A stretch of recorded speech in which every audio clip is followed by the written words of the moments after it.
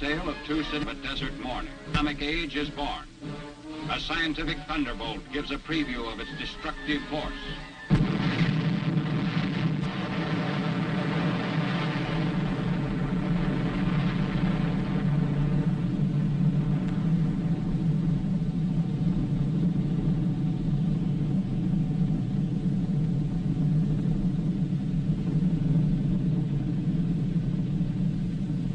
From the instant of that first blast until Hiroshima vanished from the list of living cities, closely guarded plants in New Mexico, Tennessee, and the state of Washington continued their work to shorten the war.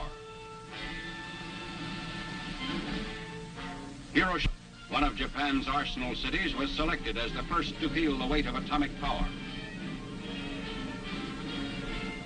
21 days after the New Mexico dress rehearsal, a lone B-29 was over Hiroshima, carrying an atomic bomb.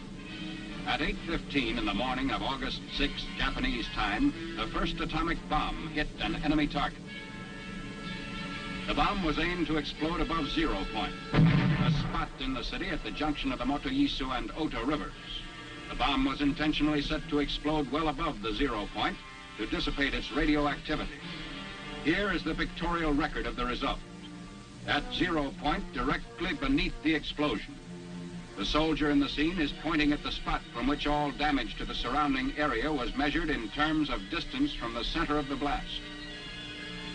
Within a mile of 0 point, the devastation speaks for itself. But in these very ruins, Army cameramen have found and filmed pictorial evidence that tells in twisted steel and stone the effect of death-dealing atomic power. For example, this was the site of the main Japanese military headquarters. There were approximately 20,000 Japanese military personnel stationed here. They are among the missing. A lone concrete smokestack indicates where a bustling factory once stood. Reinforced concrete buildings seem to have withstood the explosion fairly well, the damage varying with their distance from 0 point. Within an area of a mile to a mile and a half, this type of building was the only type to withstand complete demolition and destruction. Here's a building that was actually knocked sidewise, giving you an idea of the force of the blast. The direction of the blast is graphically told by the slant of this parapet, a concrete wall. Etched in the stone base of what was the Russo-Japanese War Memorial are telltale lines, atomic handwriting for all to read. Another signpost of the direction and force of the explosion is blasted in the polished granite base of this statue. The light surface indicates the angle of the blast, 2/10 of a mile from 0 point. Many of the shattered windows pointed like skeleton fingers the direction of the atomic wind of death. On one side, blown in. On the other, blown out, with atomic tornado force.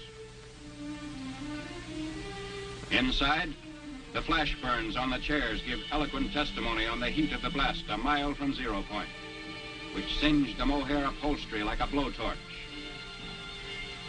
Hiroshima City Hall, which stood at an angle of 45 degrees to the direction of the explosion, had its doors and windows blown in, but suffered much less damage than buildings squarely in the path of the blast. The windows and doors offer mute evidence of the way the blast swept into the structures.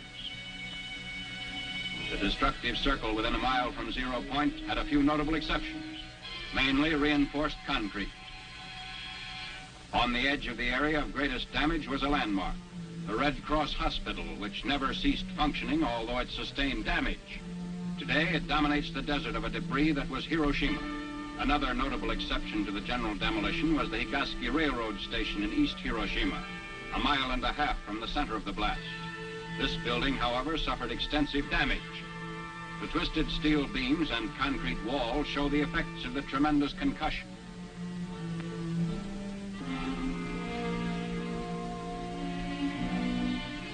What's left of the Commercial Museum, within 2/10 of a mile of 0 point, also gives indication of the tremendous push of the explosion.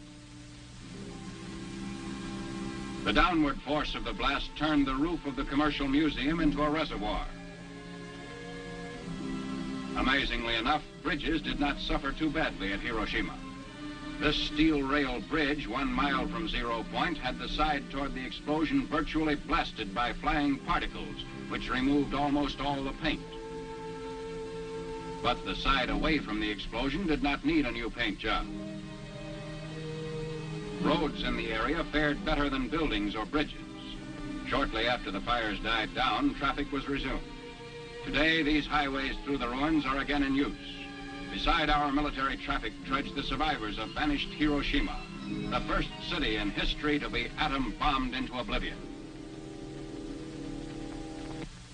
Even 4 miles away, the effects of the atomic blast were felt. Although a hill between the novitiate of the Jesuits and 0 point lessened the intensity, windows of the main building were shattered. A group of priests witnessed and survived the Hiroshima blast.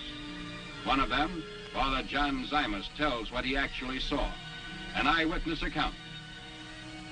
I was in my room, which faces the valley, and suddenly I saw a light, like magnesium light, flashlight, which filled the whole valley. And looking out of my window to find out the reason for this peculiar phenomena, I saw nothing besides this light. And turning from the window to the door of my room, I heard a crash. It may have been 10 seconds after seeing the light, the flashlight. And immediately I was covered with splinters of the window frames and glass sticking into the walls and actually my flesh itself.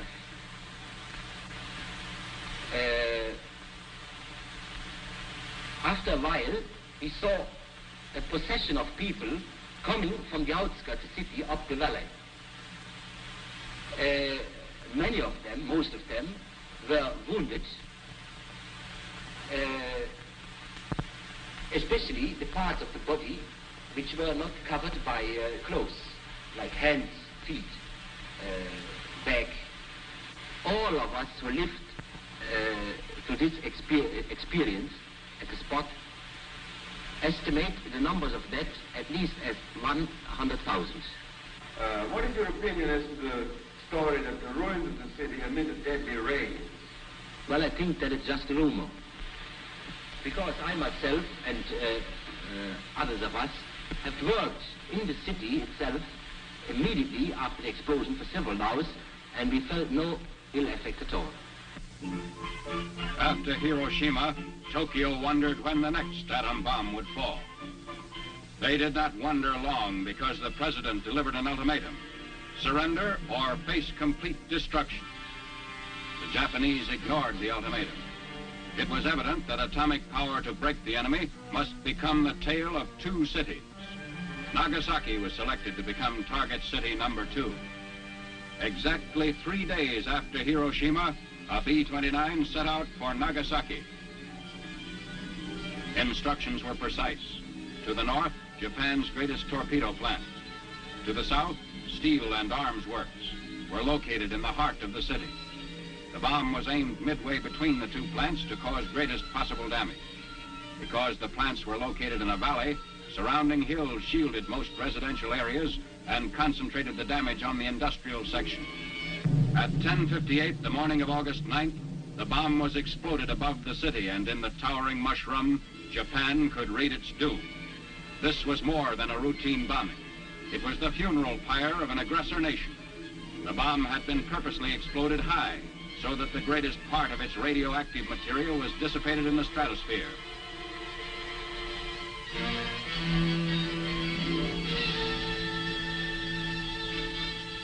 From the air, the skeletons of the Mitsubishi plants made evident that Nagasaki's war-making power was totally destroyed.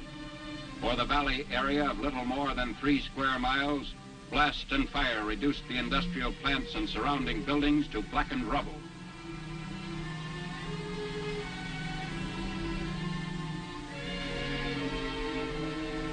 The Mitsubishi Steel and Arms Works extended almost a mile in length. Before the blast, these were modern buildings constructed like our own American factories. Closer examination of the ruins shows the same complete destruction that characterized the ruins of Hiroshima. Damage to equipment and machinery used in the manufacture of naval rifles, AA guns, and heavy artillery was such that even if Japan had determined to commit suicide by continuing resistance, she could not have salvaged much from the ruins. Smokestacks bent but did not break before the blast. And roads were unaffected, people using them without ill effect shortly after the explosion. The ruins revealed beyond doubt the existence of the shadow factories the Japanese had set up in the nearby residential areas of the industrial valley. You have seen the swath of destruction created by atomic power in this tale of two cities. The world's greatest minds in science, statecraft, and military matters are wrestling with the problems created by the atom. On this spot, outlined in stone, is a figure representing the average man, regardless of his race or creed. These atomic footprints on the sands of time can never be erased. They point a path which leads to unparalleled progress or unparalleled destruction. Just as in the darkness of the desert morning when the atomic age was born, atomic power puts the question squarely to mankind.